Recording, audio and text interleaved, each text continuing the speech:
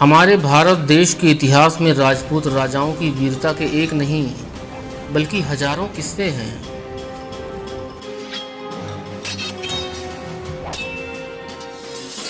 राजस्थान के राजपूत राजाओं में महाराणा सांगा को आज भी उनके बलिदान के लिए जाना जाता है।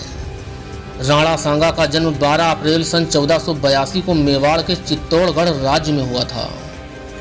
राणा सांगा ने अपने जीवन काल में कुल मिलाकर 18 महाभयानक युद्ध लड़े थे और सभी युद्धों में उन्होंने जीत पाई थी। इन्होंने आसपास के सभी 24 राजपूत राजाओं को अपने नेतृत्व में कर लिया था। जब उज्बेकिस्तान में एक छोटी सी रियासत का शासक बाबर पानीपत के प्रथम युद्ध 1526 में दिल्ली के शासक इब्राहिम लोदी को हराकर दिल्ली और आगरा का सुल्तान बन गया, तब बाबर संपूर्ण भारत पर राज करने के उद्देश्य से राजस्थान की ओर बढ़ा।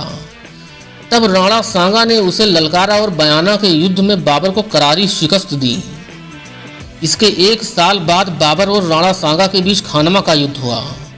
इस युद्ध में राणा सांगा की सेना दोपहर तक खूब वीरता से लड़ी। राणा सांगा की एक आंख और एक पैर नहीं थे, शरीर पर घावों के कई निशान थे, फिर भी राणा सांगा वीरता से लड़ते रहे। इनकी वीरता देखकर बाबर भी दंग रह गया था। बाबर ने तुगलमा युद्ध नीति और अपने तोपों का प्रयोग कर राणा सांगा पर काबू पाया। राणा सांगा इस युद्ध में बुरी तरह घायल हो गए थे और गंभीर घावों के कारण कालपी भरतपुर में राणा सांगा की मृत्यु 30 जनवरी 1528 ईस्वी को हो गई थी। मरते वक्त भी उनके शरीर में असहाय पीड़ा थी, फिर भी वे हाथ में तलवार लिए दुश्मनों को ललकार रहे थे और अपने साथियों से युद्ध मैदान में चलने को कह रहे थे।